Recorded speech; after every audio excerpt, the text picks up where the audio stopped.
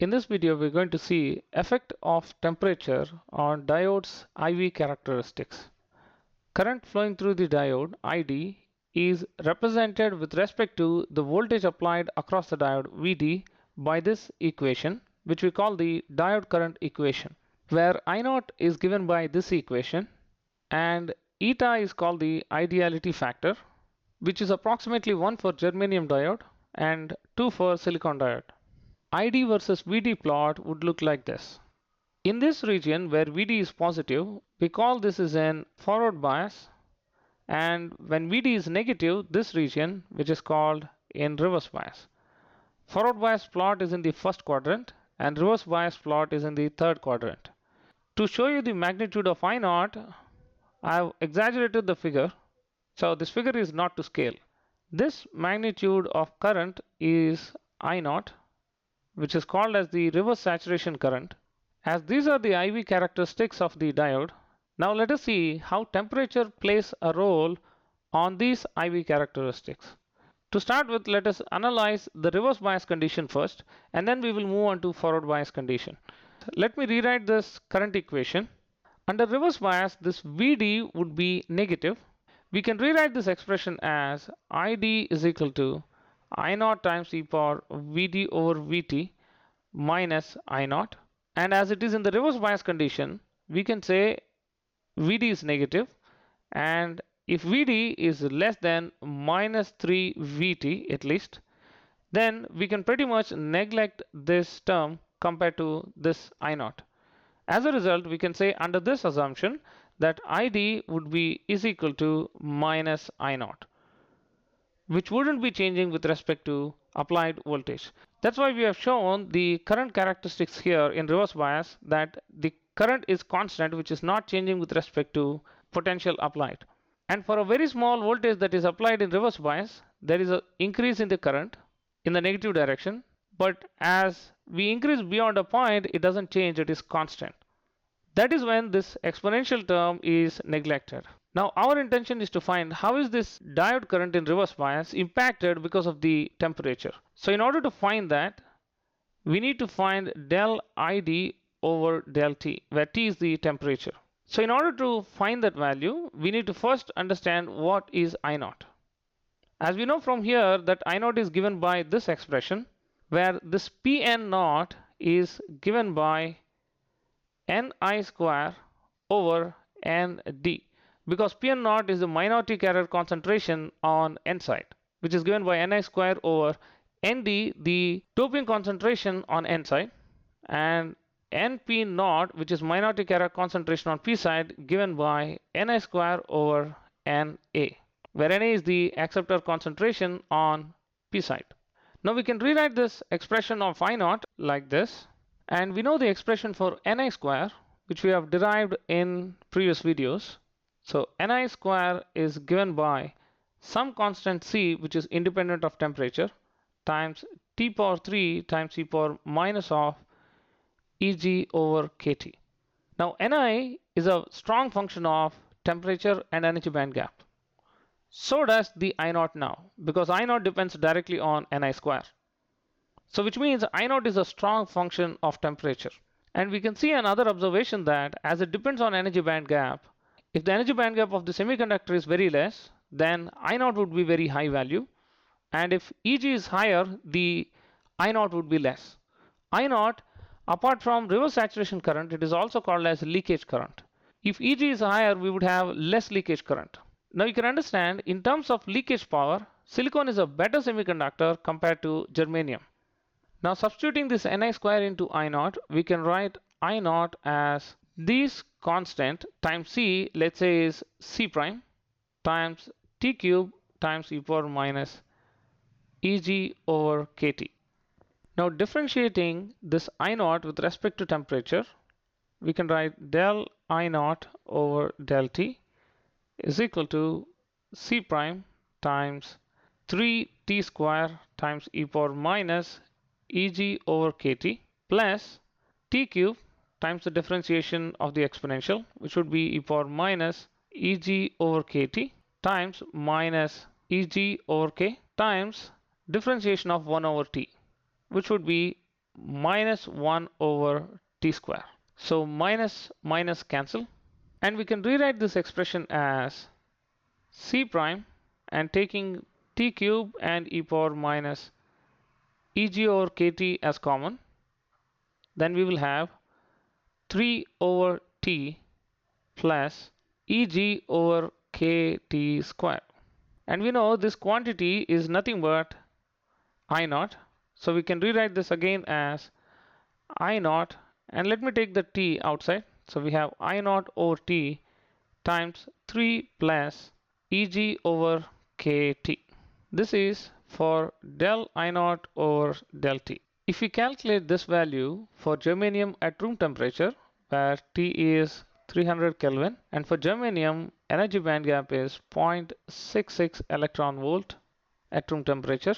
If we substitute the values in this, we would get a value of 0.095 times I naught, which means I naught is increasing at a rate of 9.5% per degree centigrade at room temperature 300 Kelvin.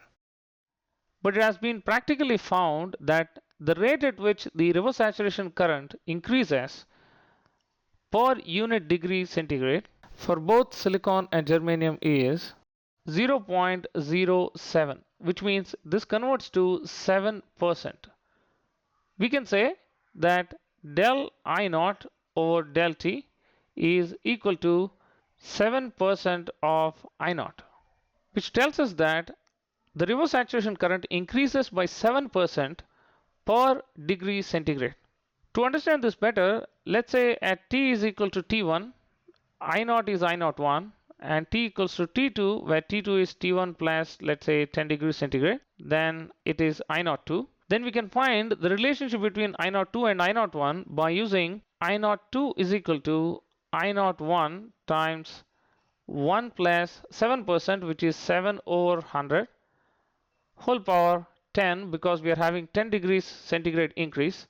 This would be approximately equal to 2 times I naught 1, which means we can say for every 10 degrees centigrade increase in temperature, the reverse saturation current doubles itself. This formula is very similar to the cumulative interest calculated, and it is exactly the same. The current increases 7% and the basic also keeps with it, and every degree centigrade it keeps the same increasing. So that's why we use the cumulative interest formula here to find. So bottom line in reverse bias is the reverse saturation current doubles for every 10 degrees centigrade. Let's say this is for T is equal to T1, and for T is equal to T2, if we represent I naught, it would be somewhere here, where this value would be new I naught, which is I naught 2. Let's say this is I naught 1, which means as temperature increases, the reverse saturation current increases, and that too specifically it increases 7% per degree centigrade, or we can say in other words as it doubles for every 10 degrees centigrade. Now let us see how temperature impacts the forward bias characteristics. Let me take the diode current equation. As we are in forward bias, Vd is positive. If Vd is greater than or equal to 3 eta Vt, we can neglect this minus 1 term because the exponential term would be far greater than 1. So I'm approximating this to be I naught times e power Vd over eta Vt. We can rearrange the terms to write the expression for Vd like this. Now we are interested in finding what is del Vd over del T. Now we can find this if we assume that the current that we are applying through the diode is constant.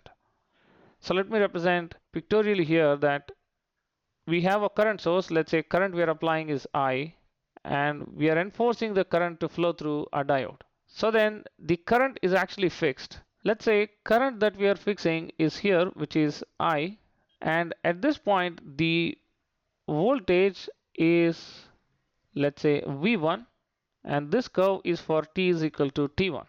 Now let me find the differentiation of this, which would be equal to minus eta times differentiation of Vt, which would be K over Q, because Vt is Kt over Q, differentiation of it with respect to T would be K over Q, times ln of I naught over Id plus Vt times differentiation of the ln term, which would be 1 over I naught over Id times differentiation of I0 over ID, which would be nothing but 1 over ID, as we are assuming ID is constant, and del I0 over del T. Now ID would get cancelled, and in fact we know the expression for del I0 over del T, which is given by I0 by T times 3 plus Eg over Kt. We can substitute this expression into this equation.